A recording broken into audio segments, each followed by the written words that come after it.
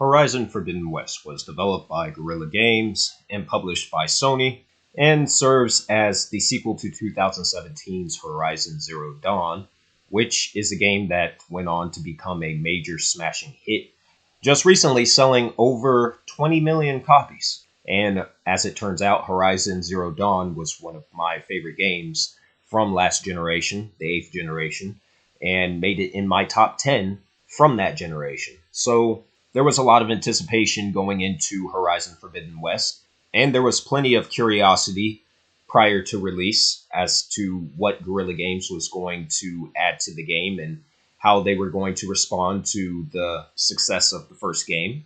And I myself had a lot of expectations going into Forbidden West. And after spending a little over 34 hours with the main story with plenty of content left over, I must say that I did not walk away disappointed. Horizon Forbidden West is a very solid sequel. It's a very fun sequel.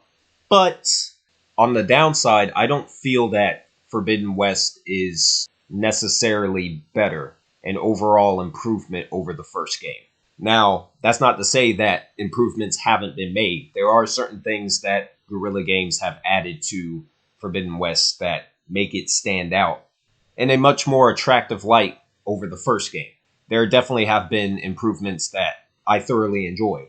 However, overall, Forbidden West is not necessarily any better than the first game, despite it being largely the same when it comes to the overall general experience. So starting off with the pros. For one, as I already stated, there have been plenty of quality of life updates to the gameplay, with many of the important elements coming in the form of updates to navigation. Aloy can now deploy a shield for gliding off tall structures in the environment. Climbable structures in the environment can now be scanned so the player knows where and what they can or can't scale. More mounts have been added, including flying mounts, a feature I personally was hoping to be added to the game, and it's well presented here in stunning detail. Although I do wish the flying mounts were capable of attacking. At this point in time, they are not, from what I experienced. But their inclusion in the game is a welcome update nonetheless. Also, more weapons have been added along with more skills, with some of the updates to the traps mechanics, stealth, and health systems being the most prolific. Aloy can now scan individual pieces on a machine and tag them, further creating a more strategic approach to combat. More emphasis is placed on players by knowing what exactly is in their inventory at any given time, and knowing what ammo type each weapon possesses is generally the key to victory in most combat encounters. The side characters, many of which appear as minorities and women, are written exceptionally well, and many of them are welcome additions for the duration of Aloy's journey. Some of them are even more likable and more three-dimensional than the crimson-haired protagonist herself. I thoroughly enjoyed the inclusion of many of the side characters in this game, and this game serves as a great example, probably the best example that I've seen since Ghost of Tsushima, to emphasize just how important side quests and NPCs are to an open world game such as this. Supplemental content aside from the main story in the form of side activities are very fun distractions that beckon the player's time and diverts attention away from the main path in a good way. Along with the side quests, I also enjoyed the errands that I embarked on, as well as the melee pits and hunting grounds. And scouring the open world for tall necks is always a great time. When this game is running smoothly, which it does so most of the time, it's a fucking brilliant showcase. From the intense weather effects to the lens flares on the eyes of the machines, there's plenty of attractive visual detail with the graphics that only a handful of other development studios can match. And I swear that Aloy has the best hair physics in any video game, even one-upping the hair physics on Lara Croft's character model in the recent Tomb Raider games. Lastly, the length of Horizon Forbidden West may surprise a few. Given the fact that the game is much larger than its predecessor, one would think that the game is actually much longer. But if we're just talking about the main story in general, Horizon Forbidden West is actually several hours shorter than the previous game. And I consider this to be a good thing because most open world games these days go out of their way to waste the player's time. And most development studios do this by forcing in an overwhelming number of side activities and stretching out the main campaign, the main story, several hours way past its expiration date. Horizon Forbidden West doesn't have this issue. The game only has around 17 main story missions and 45 side quests and errands. And then you have some mini games and smaller side activities on the side to complement the main bulk content that's in the game. And ultimately, I think more open world games need to take this approach. Sometimes more content is better, but most often less is more. And this game is another prime example of that.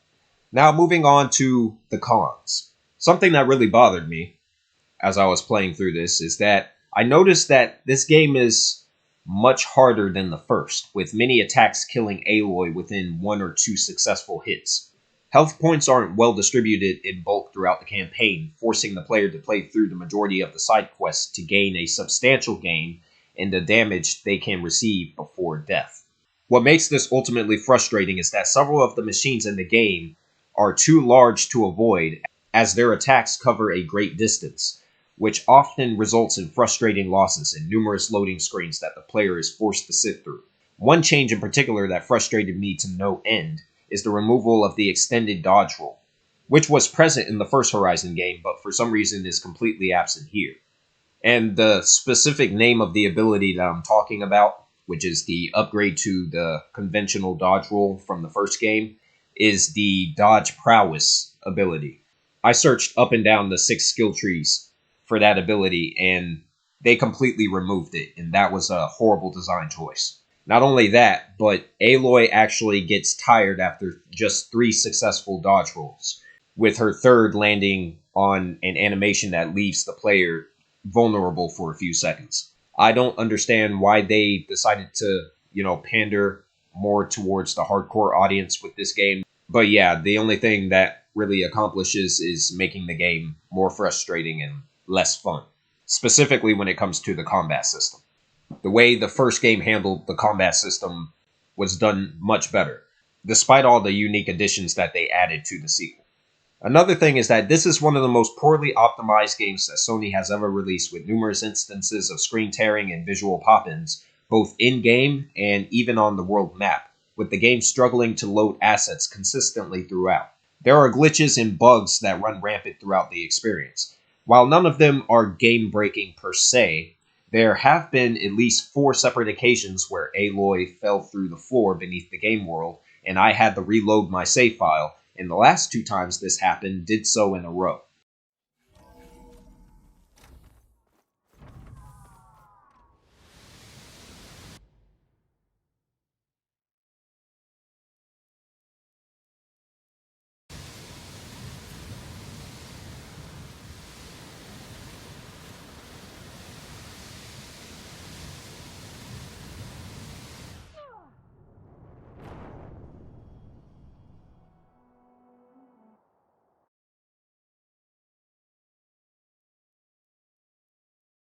These annoying glitches are also present in the cutscenes, further breaking the immersion that has otherwise been set up flawlessly.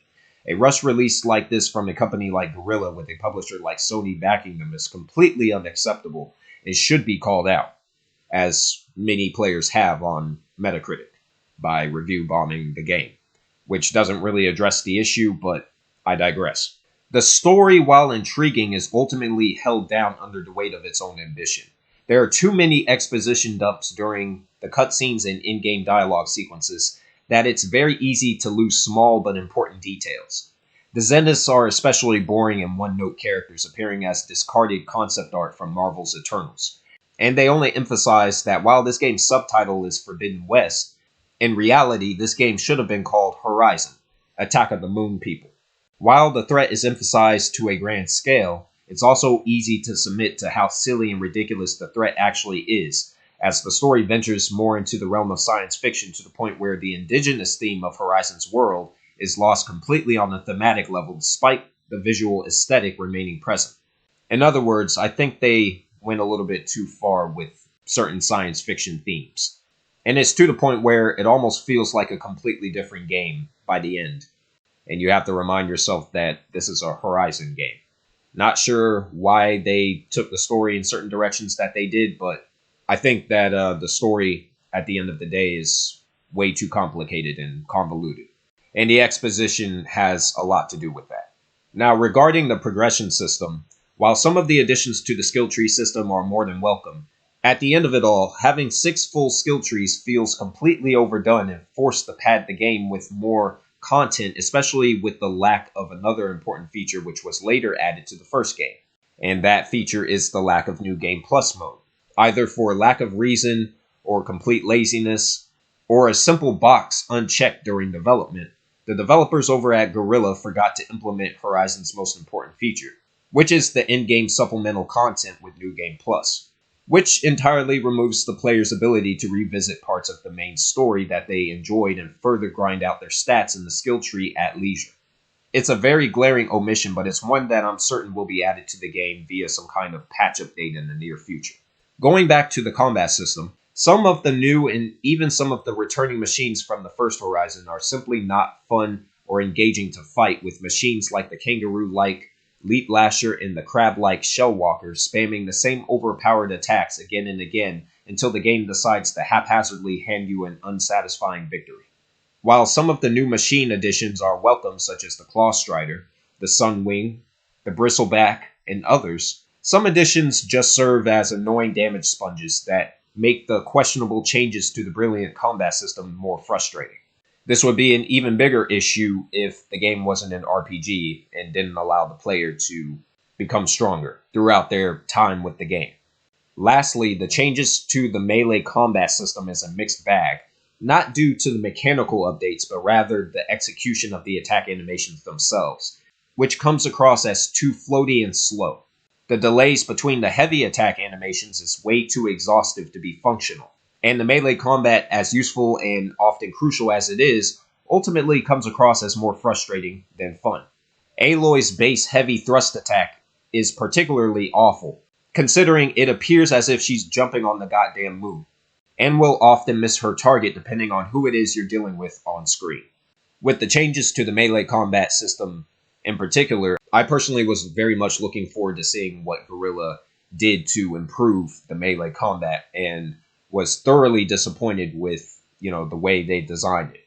Not with the concept of what they chose to do with the melee combat. This is more an issue with the execution than anything else. So taking in all of the pros and cons together, Horizon Forbidden West is a good game. It's a very fun time, and I do think that it lives up to the first game, but I don't think it's better than the first game. I think the first game is far superior to the sequel, if you were to compare the two. But I will say this.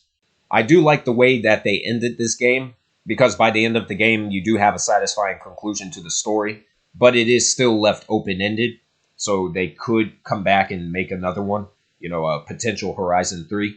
And there's quite a few things that I would like to see for a Horizon 3. Perhaps I'll make a video discussing that at some point, but for now, my thoughts on Horizon Forbidden West is that it's a pretty solid experience, and anyone who has a PlayStation should definitely experience it. Guerrilla Games remains one of the best developers in the industry.